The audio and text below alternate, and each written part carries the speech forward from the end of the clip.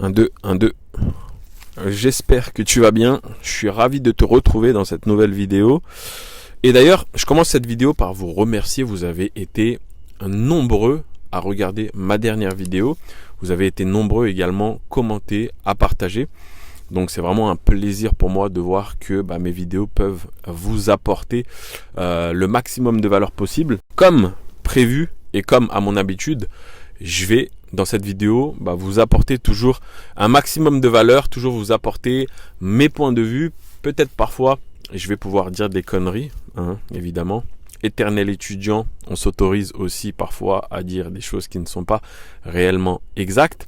Mais je pense que avec l'expérience que j'ai, je suis légitime de vous partager un tout petit peu les réalités dans ce monde du trading et je pense que ça peut réellement vous apporter et vous servir tout au long de votre parcours. Bref, dans cette vidéo, on va voir 9 règles d'or qui pour moi sont importantes dans ce domaine-là. Et comme tu sais, pour moi, le trading, ça n'a jamais été une option. Je me suis jamais dit, quand j'ai commencé en 2019 exactement, donc je te laisse calculer ça fait combien de temps, je me suis jamais dit, le trading, je vais l'apprendre et si ça marche pas, ça marche pas. Je me suis dit, peu importe le temps que ça prendra, ça marchera un jour. Et en fait, j'étais quasi dans cette certitude-là dès les débuts que déjà, j'avais pas de deadline, je me fixais pas une date auquel si je ne réussissais pas, j'allais arrêter. Je me fixais pas non plus un certain montant d'argent investi. Je me suis pas dit je vais investir 10 000 euros, 15 000 euros et si je perds ces 10 000 euros, ces 15 000 euros, je vais arrêter. Je me suis dit c'est all-in, peu importe, je mets toute ma vie dedans parce que de toute manière, le jour où ça va marcher, que j'ai 20 ans, que j'ai 30 ans, que j'en ai 50, que j'en ai 60, peu importe, ça sera nos limites après, les gains que je peux faire. Et même, potentiellement, en fait, je me suis vraiment mis à fond dans ce monde du trading parce que je suis passionné par justement le fait d'en apprendre de plus en plus sur soi-même, de se développer, de découvrir que parfois on peut être face à des émotions dont même nous on n'avait pas conscience et c'est vraiment ça en fait pour moi ce qui est vraiment intéressant dans tout ça. Mais là vraiment dans cette vidéo on va voir, en tout cas je vais te partager 9 règles d'or qui pour moi en trading sont absolument fondamentales. Donc la première déjà, c'est accepter l'incertitude. Je pense que si tu fais du trading assez régulièrement, c'est quelque chose quand même un minimum stressant, un minimum... En fait, tous les jours, on plonge dans l'inconnu. On ne sait jamais vers quoi on va aller dans cette journée, si on va gagner de l'argent, si on va perdre de l'argent, à quel niveau on va être stressé, à quel niveau on va avoir peur, qu'est-ce qui va se passer exactement. Et donc, pour moi, de base, il est important d'accepter, même d'embrasser cette incertitude parce que le trading, c'est simplement une question de probabilité. Je pense que il y a peut-être 80%, 90% des personnes qui vont m'écouter qui savent toutes ces règles qu'on va voir. Mais sachez qu'il y a une différence entre savoir quelque chose et vraiment en fait l'accepter au fond de soi-même, c'est-à-dire vivre avec tous les jours et en être conscient et de se dire ok, peut-être aujourd'hui j'ai perdu de l'argent, peut-être aujourd'hui j'ai eu peur face à ce que le marché m'a proposé, peut-être qu'aujourd'hui j'ai été stressé par rapport à ça, mais je l'accepte au fond de moi, c'est-à-dire que vous vivez avec, vous l'embrassez, c'est-à-dire que ok, je suis dans l'inconnu, je ne sais pas ce qui va se passer, mais vous êtes ok avec ça. Et donc il y a une différence entre savoir une chose, parce que le savoir, ça ne veut pas forcément dire que vous allez avoir les actions, les décisions adéquates ensuite, même si vous savez les choses, parce que pour moi le trading c'est pas quelque chose juste il faut l'apprendre théoriquement. Pour moi le trading c'est vraiment quelque chose qu'il faut vivre, qu'il faut ressentir, qu'il faut vraiment découvrir, accepter par soi-même, vraiment toucher à la matière pour vraiment avoir l'acquisition de cette expérience-là vraiment et là à partir de ce moment-là vous pouvez dire ok quand une situation me tombe sous le nez au quotidien par exemple, et vu que j'ai déjà eu cette expérience là, vu que mon corps, ma chair si je peux dire, vraiment au plus profond de vous, vous avez déjà vécu ces sensations, bah vous allez pouvoir justement jauger et prendre les décisions adéquates. Et c'est vraiment ça pour moi la chose la plus importante, c'est voilà ce que j'appelle l'expérience. C'est-à-dire que vous pouvez théoriser les choses pendant des dizaines d'années, apprendre beaucoup de trucs, lire plein de livres, mais si dans le fond vous ne passez jamais à l'action et vous mettez pas vraiment la main dans ce monde-là, c'est-à-dire vous prenez une position en réel sur un challenge, vous perdez de l'argent, vous gagnez de l'argent, vous perdez beaucoup d'argent, vous gagnez beaucoup d'argent, bah pour moi ça aura pas forcément de valeur. Donc vraiment, si je peux vous donner un conseil par rapport à cette incertitude, c'est tout simplement voilà, il faut plonger dedans, faut se dire que je vais avoir peur, je vais être stressé, je vais être mal à l'aise des fois dans un trade, peu importe, mais je vais vraiment faire en sorte de travailler cette incertitude et je vais l'embrasser. Et en fait, peu importe au final, au début, si vous gagnez ou vous perdez de l'argent, le but c'est de vous familiariser avec cet environnement qui est inconnu au quotidien. Même si vous avez un plan qui est strict, précis, vous savez ce que vous allez faire, ce que vous recherchez tous les jours, vous serez au fond de vous toujours dans l'inconnu parce que vous ne saurez jamais déjà ce que vous allez générer à la fin de la journée, encore moins ce que vous allez générer à la fin de la semaine et encore moins ce que vous allez faire à la fin du mois. Donc embrassez l'incertitude. Ensuite, deuxième règle d'or dans mon trading, c'est que c'est une question de balance entre win rate et risk reward. Qu'est-ce que je veux dire par là? C'est vraiment en fait une balance entre votre taux de réussite, donc combien de trades vous allez gagner par exemple sur 10, sur 20, sur 100 trades, et une balance, une moyenne entre votre gain moyen, c'est-à-dire combien vous gagnez à chaque fois que vous prenez un gain, combien est-ce que vous perdez quand vous prenez une perte. Et en fait, si je vous explique un cas extrême, et bah vous allez vraiment comprendre les choses. C'est-à-dire qu'il y a un mec, il peut gagner même 95% de ses trades, c'est-à-dire que par exemple sur 100 trades, il gagne 95 fois, et il suffit qu'il prenne une perte et il perd ses 95% de gains. Donc là, évidemment, c'est un cas extrême pour vous dire que c'est vraiment une balance entre votre taux de réussite et votre risk-reward, ce que vous êtes prêt à gagner.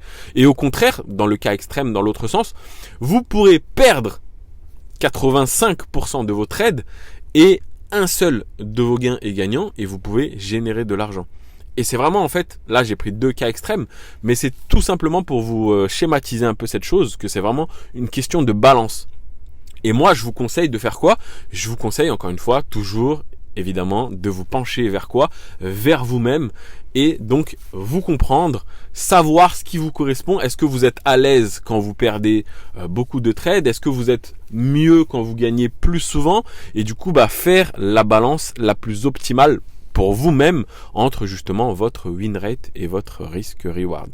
C'est-à-dire que vous devez à peu près savoir dans quelle situation vous êtes le plus à l'aise pour toujours appliquer votre plan au quotidien, toujours avancer d'une manière sereine, etc., etc. Et c'est pour ça que pour moi, comme je vous disais justement dans mon premier conseil, que c'est pas forcément utile de théoriser les choses pendant super longtemps parce que vous pouvez voir plein de vidéos sur YouTube, vous pouvez avoir plein de choses qui vont compter dans votre apprentissage. Mais finalement, tant que vous n'aurez pas mis la main à la pâte, voilà, tant que vous n'aurez pas mis la pâte au trading, vous-même, vous allez jauger les choses, vous pourrez jamais savoir est-ce que vous êtes à l'aise si par exemple vous perdez 60% de vos trades. Ou est-ce que vous êtes à l'aise si vous gagnez, 80% de vos trades. Donc, difficile de jauger les choses si, encore une fois, c'est pas vous qui avez fait justement les choses pour savoir ce qui vous correspond à vous. Ok? Ensuite, troisième règle, évidemment, tout le monde le connaît, mais tout le monde ne l'applique pas forcément, c'est le risk management. C'est le risk management parce que très rapide sur ce point-là parce que voilà, on va pas faire 10 millions, je vais pas dire 10 millions de choses parce que on sait tous ce qu'on doit faire, mais beaucoup ne le font pas. Il faut savoir que une seule chose qu'il faut que vous vous dites par rapport au risk management, au lieu du fait de se dire je risque 1%, je risque 0,5, bon blabla, tout ça c'est que du blabla, mais juste il faut que vous soyez vraiment conscient de cette chose, c'est que le trading c'est simplement un jeu de survie. Si tu survis, tu pourras apprendre, tu pourras évoluer, tu pourras progresser dans ton système, sur toi-même, peu importe. Mais si tu survis, tu auras déjà cette possibilité-là de progresser et d'avoir potentiellement une chance de réussir. Je suis même pas là à te dire que si tu respectes ton risque, tu vas forcément réussir. Parce qu'il y a beaucoup de choses qu'il faut jauger, il y a beaucoup de choses qui rentrent en compte. Mais déjà, si tu survis, tu te donnes cette petite chance de pouvoir réussir. Voilà. Donc, objectif principal par rapport à votre risque management, peu importe si tu risques X% sur ton capital, le but, c'est simplement de rester le plus longtemps dans le jeu. Point barre. Voilà. Les 3 options que vous pouvez avoir par rapport à un trade, écoutez bien et j'espère que vous avez pris des notes depuis le début. Les 3 options que vous pouvez avoir suite au résultat d'un trade, c'est soit 1, une légère perte, 2, un petit gain, ok, soit vous coupez votre trade parce que vous avez peur, parce que ça peut se retourner, etc. Voilà, 2, soit vous sortez avec un petit gain.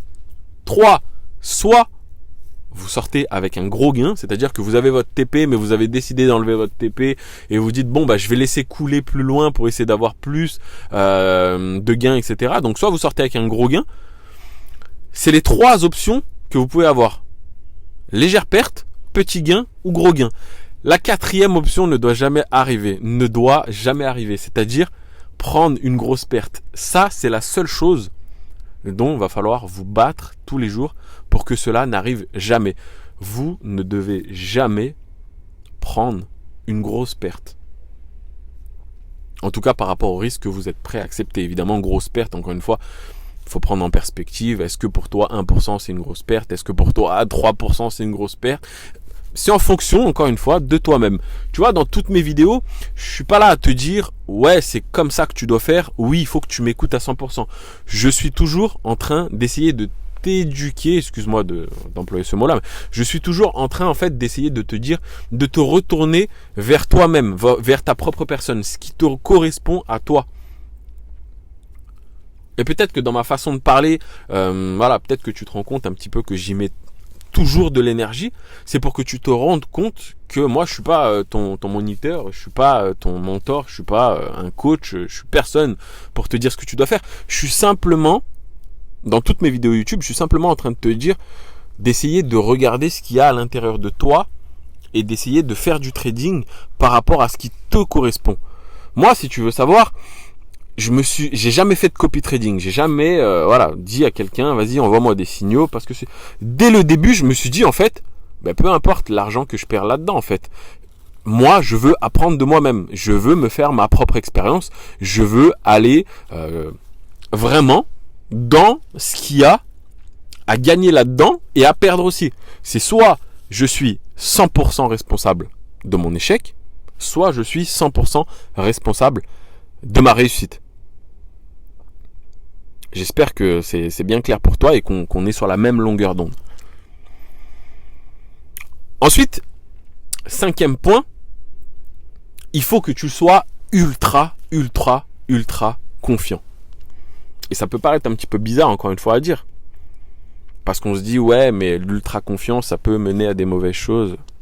Ouais, mais c'est en fonction de toi encore. Moi personnellement, tu vois, quand je t'ai fait cette dernière vidéo là où vous avez kiffé je pense, et encore une fois, quand tu vois ma stratégie, il n'y a pas grand chose de compliqué. Mais par contre, j'ai une ultra confiance dans le fait que, ok, déjà, j'embrasse l'incertitude, je suis prêt à perdre, je risque 2 ou 3% de mon capital, c'est pas un problème. Mais je suis ultra confiant dans mon plan. Je suis ultra confiant dans mon plan. C'est-à-dire que je prends une perte et derrière, je peux, et même je suis capable d'analyser le marché objectivement et de me dire, ok, on va redescendre sur terre. Qu'est-ce que le marché me propose ensuite? Et ensuite, je rentre si ma stratégie se représente. Donc, avoir une confiance omniprésente, ce sera vraiment important. Et pourquoi, en fait, avoir cette confiance-là va te faire progresser? Et c'est grâce à ça que tu vas justement générer des performances acceptables, réussir à gagner de l'argent, vraiment. C'est parce que tu vas éliminer la peur. La peur, c'est ce qui te fait faire n'importe quoi. Il y en a beaucoup qui essaient de se rassurer et ils se disent ouais, je veux pas rentrer dans ce trade. Finalement, en fait, ils manquent de confiance dans leur stratégie, dans leur plan, en eux-mêmes. Ils manquent d'expérience. C'est normal d'avoir peur. On va me dire, si je monte dans un avion pour aller faire un saut en parachute, que je n'ai jamais fait dans ma vie. Tu vas ouvrir la porte de l'avion, on va être à 10 000 mètres d'altitude. Peut-être pas à 10 000 mètres, ça fait un petit peu haut, mais à 5 000 mètres d'altitude. Crois-moi que même si je suis chaud pour faire du parachute et que c'est un de mes objectifs, mec, quand il va ouvrir la porte, je vais me chier dessus. Normal, je l'ai jamais fait. C'est normal. Donc, la peur, généralement, elle va vous faire prendre des décisions pas super bonnes. Et je pense que si vous, objectivement, si vous replongez dans des expériences que vous avez traversées dans votre vie, à chaque fois que certaines fois vous avez pris des décisions un petit peu émotionnelles, des décisions qui n'étaient pas forcément logiques, c'est parce que au fond de vous, vous aviez peur. Vous avez peur. Et c'est cette peur-là qui vous empêche d'être rentable, les amis. C'est cette peur-là qui vous empêche d'être rentable. C'est la peur. Vous avez peur. Vous avez la trouille. Et c'est normal. C'est normal. J'avais peur aussi. Et j'ai peur aussi de temps en temps. D'ailleurs, je t'ai fait une vidéo où justement j'avais peur de prendre une perte sur un trade. Et c'est cette peur-là qui m'a fait justement rater l'opportunité de prendre un 3R. Un gain. Mais pour pas vous mentir, même après plusieurs années, aujourd'hui, quand je prends un trade, je suis excité. Quand je prends un trade, je suis dans l'émotion. Bien sûr, j'ai cette dopamine qui m'excite, qui me dit là je peux gagner, mais je peux perdre également. Bien sûr que je suis emballé. Bien sûr. Mais mon expérience fait que, au jour d'aujourd'hui, j'arrive à gérer cette chose. Mais j'évite au maximum de mettre la peur dans l'équation. J'évite au maximum de me dire je vais prendre ce trade ou je ne vais pas le prendre parce que j'ai peur. Je vais prendre mon setup, mon plan de trading, c'est la seule chose qui compte pour moi tous les jours, c'est de respecter mon plan. Et après, peu importe, je suis excité quand je suis dans un trade, bien sûr. J'ai le cœur qui palpite, bien sûr. Et tous ceux qui vous disent, moi j'ai pas d'émotion quand je trade, c'est soit des menteurs, ou soit, oui, ça fait des années qu'ils tradent. Ou soit, ils ont beaucoup d'autres sources de revenus. Et du coup, en fait, ils font du trading, mais voilà, ils s'en foutent. Et c'est un petit peu vers ça qu'on tend tous. Il faut pas que le trading, ça soit une source de revenus qui paye votre loyer. C'est-à-dire que vous n'allez pas vous dire, c'est soit je suis rentable, ou soit je peux pas vivre, ou je peux pas manger. C'est difficile de tenir avec cette pression-là. Mais voilà. Évitez, en tout cas, dites-vous que c'est cette peur-là qui vous empêche réellement de bien faire les choses. Donc voilà pour cette première vidéo, on va la couper en 2 parties. Dites-moi dans les commentaires si vous êtes chaud pour que je fasse cette deuxième partie, parce qu'on a encore 4 points à voir importants ensemble. Mais pour pas que cette vidéo dure trop longtemps, on va arrêter ici, comme ça vous aurez le temps aussi de la re-regarder, de prendre des notes. Je vous invite vraiment à prendre des notes. Moi, c'est ce que je fais dès que je regarde du contenu, dès que je regarde, je me forme, je prends des notes, j'écris tout au brouillon. J'ai des dizaines de cahiers là avec écrit un petit peu n'importe où, avec des dessins, ceci, cela, mais c'est parce que quand vous matérialisez les choses, votre cerveau va beaucoup mieux l'assimiler. Donc voilà pour cette vidéo. Dites-moi en commentaire si vous voulez une partie 2, si cela vous a apporté de la valeur. Et je vous retrouve pour la prochaine vidéo. Ciao.